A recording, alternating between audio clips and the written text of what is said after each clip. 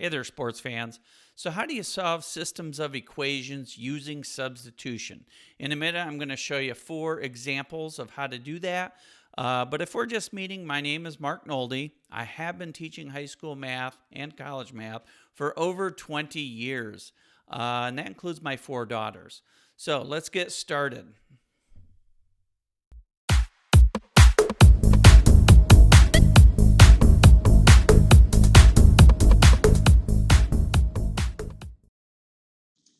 So let's look at solving systems of equations using substitution.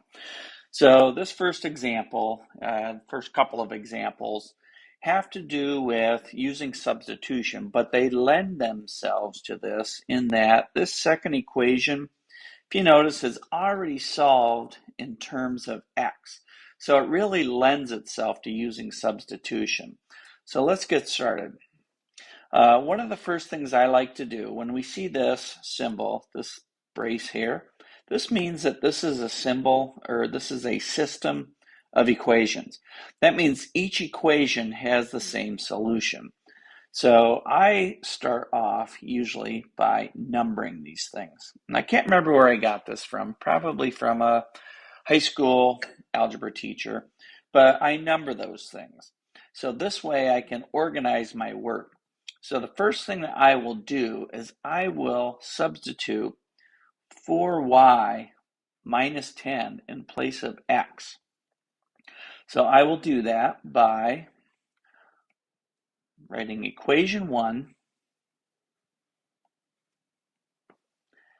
2 times, let me switch the color up here, 4y minus 10 plus 3y equals 24. So now notice this equation is all in terms of y.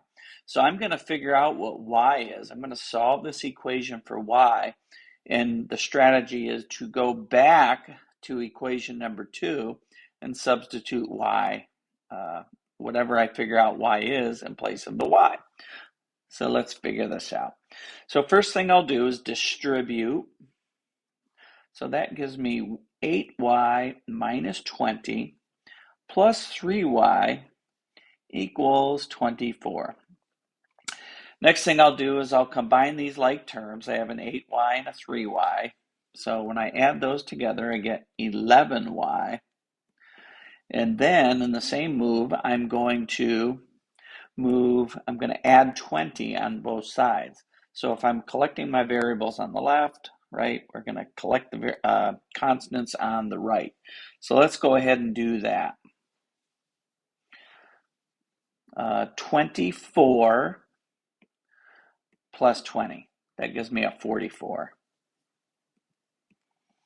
And this is a nice contrived problem, so it's going to work out very nicely. When I divide both sides by 11, I'm going to get my solution for y. So 44 divided by 11 is 4. So now that I know what y equals, I can come back up to equation number 2 and say, aha, I'm going to substitute a 4 in place of my y. So let's go up and do that. Let me change color for us here. So x is equal to 4 times y minus 10. And we found out that y was 4. So let me stick a 4 in here. Then I'm just going to simplify. I have x equals 16 minus 10, or x equals 6. So x is 6 and y is 4. So in both of these equations, I could substitute 6 in place of x and 4 in place of y, and I'd have a true equation here. I could also substitute a 6 in place of this x and a 4 in place of this y. So the way we express our solution at the end is just to say, my solution is the point for, oops, I'm sorry about that, the point 6, comma 4, because we list the x coordinate first and the y coordinate second. So what this means, the interpretation of this is that if we were to graph both of these equations, 2x plus 3y equals 24 and x equals 4y minus 10, this would be their point of intersection. So that is the interpretation of this solution. Okay, so here's another example, still in green. So notice that this first equation is solved for y in terms of x, right? So I'm going to take this x plus 7 and substitute it for y in the second equation. So first things first, I'm going to number my equations, and I'm going to be with equation 2. So x equals 2 times x plus 7, and that equals negative 16. Oops, I just saw a mistake. This is a plus sign right here. So x plus 2 times the quantity x plus 7. Where is this coming from? This x plus 7 is what I know y is equal to. So the reason for doing this, same as before, I now have one equation that is all x's. So I can solve that for x. So let's go ahead and do that. I'll start by distributing.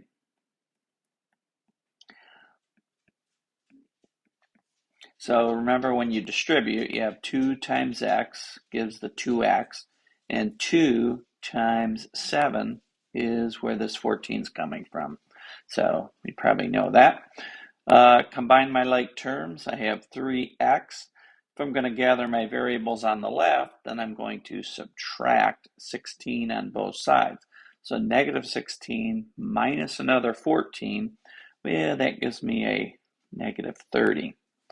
So now I'm going to divide both sides by 3, right? X is being multiplied by 3, so to undo that, we will divide by 3. And negative 30 divided by 3 is negative 10. So now what do? I know what x is. It's negative 10. So I'm going to go back from equation 2 to the other equation, equation 1, and say y equals x plus 7. So maybe I'll keep going down here. Equation 1, let's switch equations. Y equals x plus 7. So x plus 7. And what I'm going to substitute for x is negative 10. Where that negative 10 comes from, this negative 10 comes from x equals negative 10. So all I have to do now is simplify the right-hand side, and I have y equals negative 3. So my solution is the point negative 10, comma, negative 3. So what I need to remember is that the context, this is the point of intersection if I were to graph these two equations, right? If I graph these two equations, this is their point of intersection, okay? So here's my solution. Put a box around it, and we'll move on to the next one. Okay, let's look at another example. If you notice, this example, neither one of these equations is solved for one variable in terms of the other.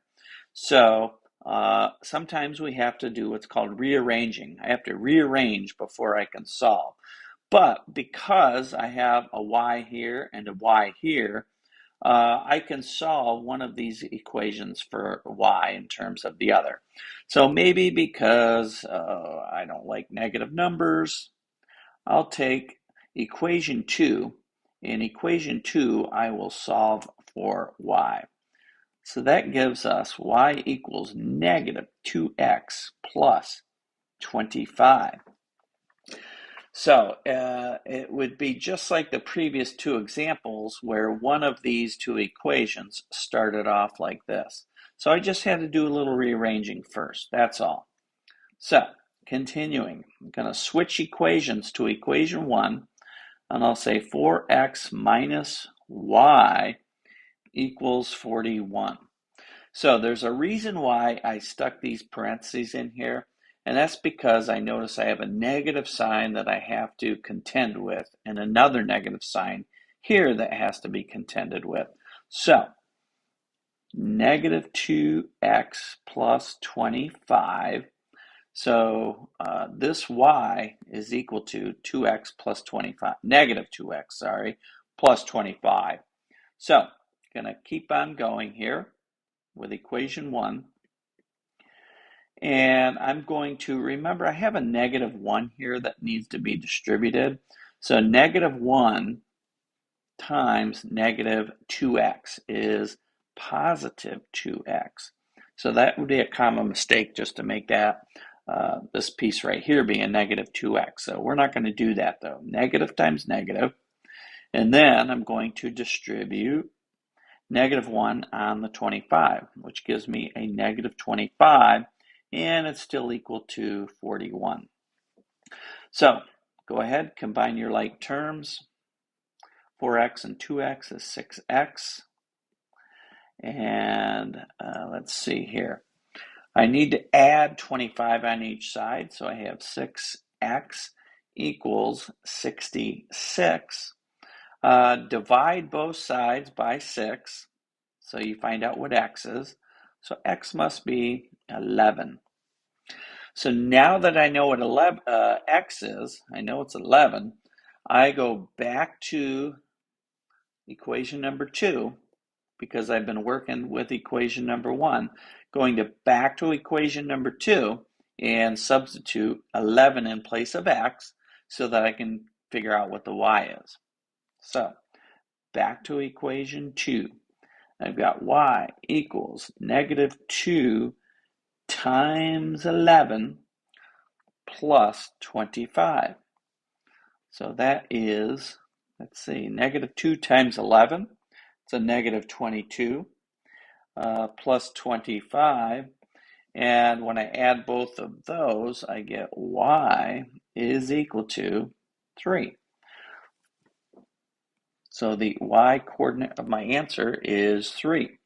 So this point 11 comma 3 is the solution to this system of equations that we started with.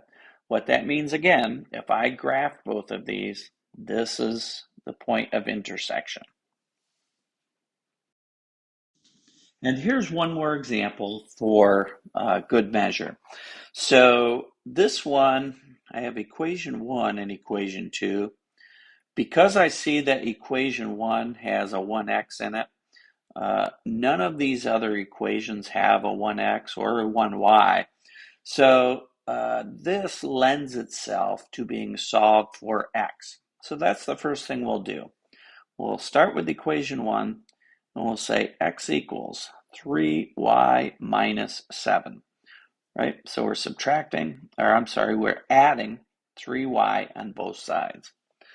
Now I am going to switch to equation number 2 and say 2 times, let's see, what did I find out x was?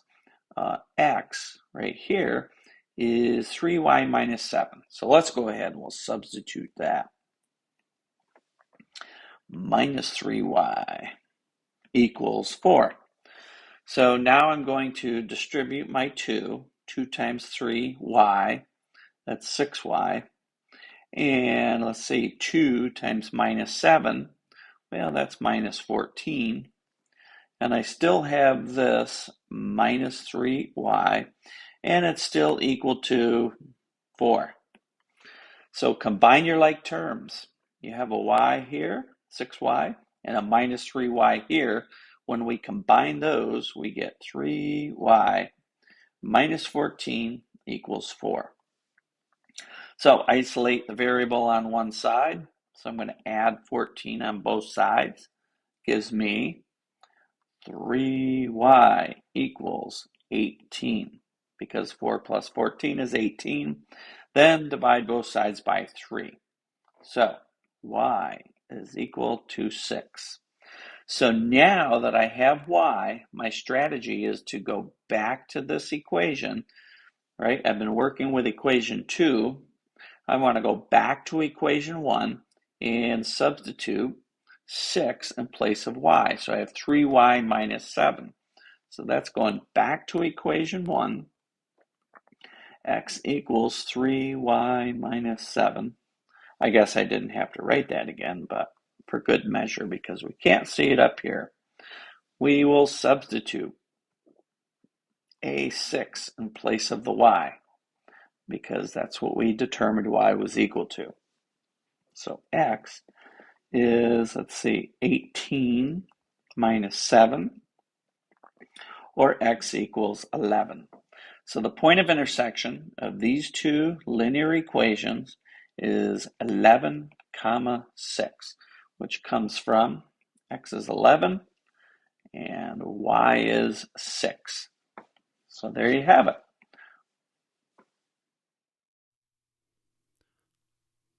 Okay, I hope you got value from that. Thank you for watching until the end. If you got value, please give it a thumbs up and consider subscribing. In the meantime, remember, math is not a spectator sport. You have to pay attention, you have to do the work, and you have to not give up. See you next time.